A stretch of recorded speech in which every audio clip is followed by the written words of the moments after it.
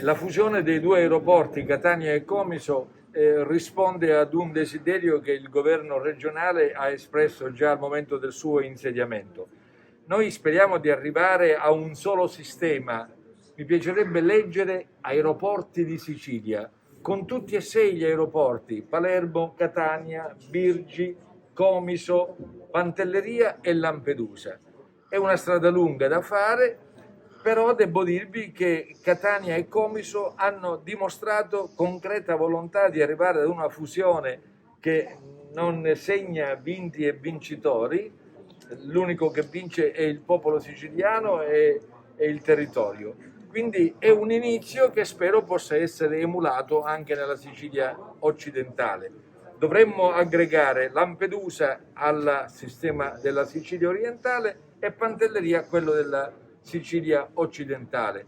Avviene in tutte le altre regioni italiane, in nessuna regione ci sono 6 aeroporti con 6 società di gestione diverse. Noi siamo l'esagerazione dell'Italia, va bene, ma anche qui insomma mi pare veramente esagerato oltre ogni limite.